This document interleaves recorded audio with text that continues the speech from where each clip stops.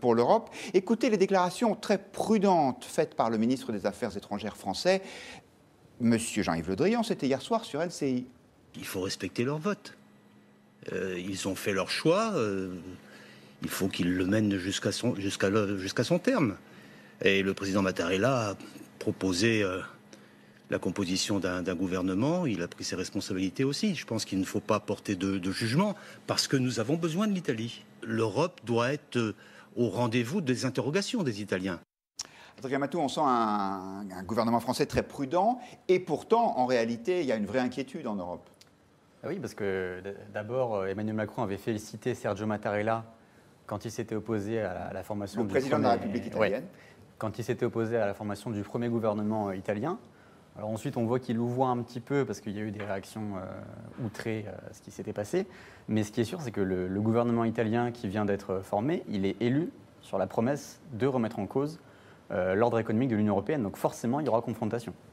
Judith Weintraub, en même temps, l'homme qui posait problème et qui fait que le président Mattarella, dont on parlait à l'instant, avait refusé ce gouvernement, c'était un ministre de l'économie qui voulait sortir de l'euro. Le nouveau, lui, il n'est pas anti-euro. Donc est-ce que c'est rassurant ? Ça ne change pas fondamentalement la nature du problème, au sens où effectivement, le programme qu'ont élu les Italiens en donnant leur voix à la Ligue et à son partenaire est incompatible avec l'Europe telle qu'elle est.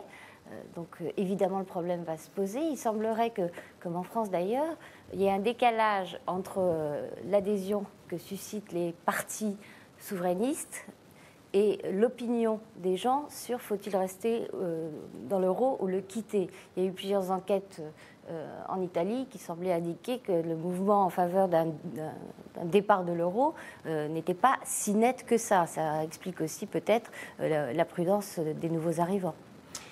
Benjamin Grange, vous êtes souvent l'analyste, la vigie de cette émission sur les réseaux sociaux. Bon, ce n'est pas un sujet français, est-ce qu'on en parle quand même? Est-ce que ça suscite de l'intérêt? Alors, si globalement on parle beaucoup de l'Italie, oui. Mais on parle surtout de l'Italie par rapport au France-Italie de ce soir, match amical, au Giro. Bref, beaucoup de conversations. C'est presque cette semaine 50% de conversations de plus que la semaine dernière. Voilà, c'est presque 196 000 conversations. C'est effectivement énorme. Maintenant, au milieu de ça, oui, on parle du sujet de ce nouveau gouvernement. Et finalement, on en parle de deux manières. La première, on challenge terriblement la compétence du nouveau Premier ministre, qui finalement est peut-être un juriste émérite, mais en tout cas n'a pas montré de compétences ou de fait d'armes particuliers quant à la gestion d'un domaine, en tout cas d'un domaine ou d'un gouvernement ou d'un sujet public. D'ailleurs, personne ne le connaissait. Il y a 10 jours, quand les gagnants des élections l'ont sorti de leur chapeau, y compris en Italie. Exactement. Et puis, surtout, ce qui marque les conversations, c'est cette interrogation sur la montée du populisme. Et finalement, tout le monde se dit, mais non, l'euro n'est pas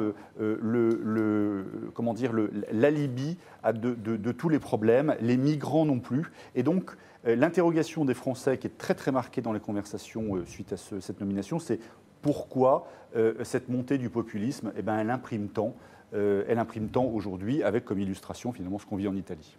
Alors, chers internautes, vous le savez, cette émission est la vôtre et vous n'avez pas attendu ce commentaire pour le savoir. Vous donnez vos réactions sur Twitter, hashtag Figaro Live, hashtag Point de Vue, sur lefigaro.fr. Et voici les premiers commentaires. Il faut respecter le vote des Italiens, nous dit Crépy. Bruxelles se moque du peuple et de son opinion. J'appelle ça du despotisme. Alors ça, Bruxelles, c'était les déclarations des commissaires européens, ou en tout cas de l'un d'entre eux, qui expliquait que les troubles économiques possibles allaient faire revenir les Italiens dans le droit chemin. L'Italie a enfin un gouvernement choisi par ces Italiens, nous dit Agostina, qui d'ailleurs nous écrit en italien.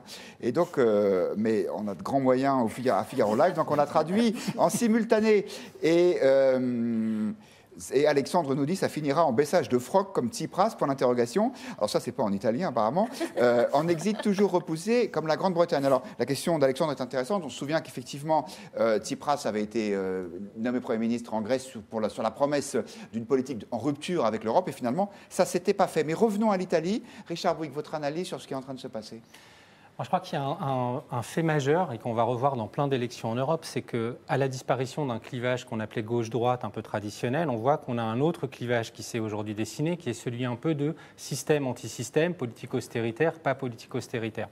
Aujourd'hui, on a un gouvernement qui est légitimement élu, le principe constitutionnel a bien fonctionné et je crois qu'il faut respecter ça.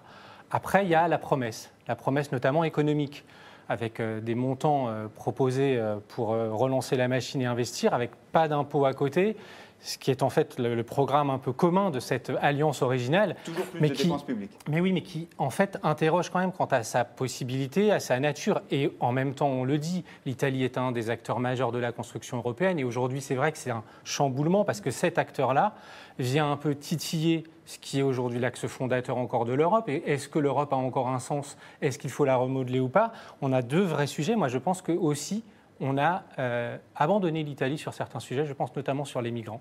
Je pense qu'on n'a pas été globalement courageux. Je dis on, c'est les pays européens. Je pense que la France, comme d'autres, aurait pu peut-être avoir un peu plus de compréhension pour ce qui se passait. Et si les Italiens ont autant réagi sur ce sujet, ce n'est pas que par hasard, mais il y a eu un vrai sentiment d'être abandonné.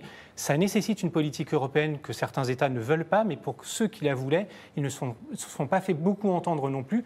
Et je crois qu'il y a eu aussi ça, le fait que l'Europe, certes, elle n'était pas la cause de tous les maux, mais quand il y avait un besoin, elle n'était pas forcément au rendez-vous. Je crois que ça a pesé. Adrien Matou, le paradoxe, c'est qu'on ne parle que des questions économiques, là, depuis que la présentation de ce gouvernement a eu lieu, notamment savoir si l'Italie va ou non sortir de l'euro, alors même qu'on avait eu le sentiment que la campagne, elle s'était jouée sur l'immigration, ou plus exactement contre l'immigration, ce qui a fait le succès notamment de la Ligue. C'est vrai que c'est très paradoxal, mais parce que pourquoi on ne parle que des questions économiques? C'est parce que ce sont précisément les questions économiques qui ont conduit les Européens et les pro-Union européenne à l'intérieur de l'Italie à s'opposer au premier gouvernement. Ce n'était pas du tout la question des migrants. On n'a pas entendu les partisans de l'Union européenne s'indigner de la politique migratoire, mais c'est vraiment le nœud du problème, c'est que le gouvernement italien, même si son programme est un petit peu baroque, il remet en cause totalement le libéralisme économique qui prévaut à l'Union européenne. C'est ça le problème, en fait. C'est pas la question des migrants. Vous partagez ce point de vue, Gilles Weintraub, que en fait, Bruxelles, pour être simple, c'est-à-dire les alliés, enfin, à la fois la Commission européenne, les alliés européens de l'Italie, se préoccupent plus de l'avenir de la zone euro que du problème de l'immigration par rapport à l'Italie ? Oui, parce que c'est le problème le plus urgent. Par rapport à ce que disait le premier internaute, il a parfaitement raison. En fait, le pire service qu'on puisse rendre à la Ligue et à 5 étoiles, c'est de les laisser gouverner. Plus ils appliqueront leur programme, moins on alimentera ce sentiment qu'on a en France depuis le rejet du traité de Maastricht de déni de démocratie, que l'Europe se fait contre les peuples et qu'ensuite les gouvernements font leur petite cuisine dans leur petit pot, pour reprendre une expression célèbre, et que du coup, le mouvement populaire, il est forcément anti-européen. Donc évidemment, il faut qu'ils puissent gouverner et gouverner pleinement.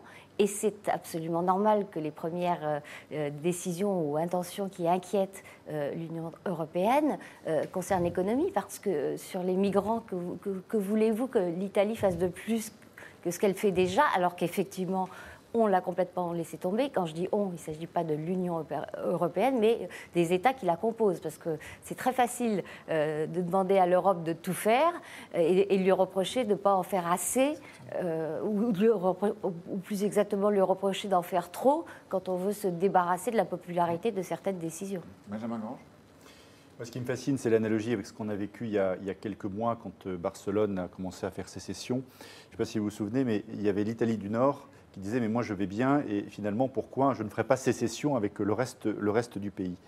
Comme la Catalogne. Comme la Catalogne. Et commence à se dégager pays par pays, forcément 2 ou 3 pays différents.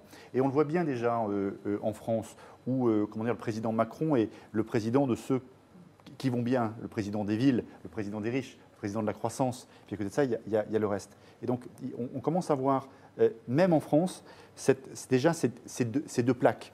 Là, en Italie, c'est très clairement, la plaque de ceux qui ne sont pas de l'Italie du Nord, qui a évidemment gagné. En Grande-Bretagne, ça a été absolument pareil. Et en Grande-Bretagne, Et ça a c'est été ce qui exactement explique le pareil. Brexit. Attention à ce que ça ne contamine pas la France. On a posé la question aux internautes du Figaro, c'est la question du jour sur le Figaro.fr. Le nouveau gouvernement italien anti-système est-il une menace pour l'Europe? Il y a un peu plus de 10 000 votants, ce n'est pas un sondage, puisque c'est sur la base du volontariat. Et c'est plutôt non, il y a une majorité qui n'est pas écrasante, mais qui est quand même nette pour le non. Je vous donne encore des réactions en vrac d'internautes un peu en colère. Pourquoi le vote des citoyens fait-il si peur aux pseudo-élites qui vivent en parasites des impôts, nous dit le Drapier? Eh bien oui, ça conforte ce que vous disiez, Benjamin Grange. Quant à Johan, il nous dit qu'il a été dérangé par la déclaration de Bruno Le Maire. De quel droit se mêle-t-on du vote des Italiens? Ça, c'est une allusion aux déclarations du ministre de l'économie français qui, effectivement, faisait part de son inquiétude juste après les élections. Bruxelles est en rupture avec les peuples, avec toujours plus de demandes de faire des sacrifices, soupire Marie. Moi, j'ai une question un peu bête à vous poser. Est-ce que vous pensez que l'Europe est en danger, en vrai danger aujourd'hui? Ou est-ce que c'est juste, on va dire, un orage de plus, comme elle en a connu tant? Adrien Matou. Eh ben, ça peut être un danger parce que, contrairement à la Grèce il y a 3 ans, l'Italie ne peut pas être balayée d'un revers de main. C'est la troisième économie de la zone euro, on le rappelle. C'est un des membres fondateurs de l'Europe. Moi, je pense que les Italiens, alors ils sont quand même loin de sortir de la zone euro, mais si c'est le cas, et ça peut arriver, l'Europe peut s'effondrer. Oui, on a intérêt à attacher. On voit que les Allemands sont un peu paniqués d'ailleurs dans leur réaction. Richard Brugin, tout petit mot là-dessus. Et pourquoi pas une menace pour l'Italie d'abord, avant d'être une menace pour l'Europe. Si finalement les résultats ne sont pas au rendez-vous et que le programme tel qu'il est proposé, avec beaucoup d'annonces et très peu de moyens, n'aboutit pas, ne change pas concrètement la vie des gens, on va retourner sur une menace d'abord pour les Italiens, avant d'être une menace pour l'Europe. Je sens qu'on va reparler de ce sujet et que ça n'est pas fini. On revient en France pour parler du nouveau nom du Front National qui va s'appeler Rassemblement National. Pourquoi j'utilise le futur? Parce que la décision doit être entérinée aujourd'hui à 19h30 après l'annonce du résultat des votes des militants. Alors l'explication classique, c'est de dire que le Front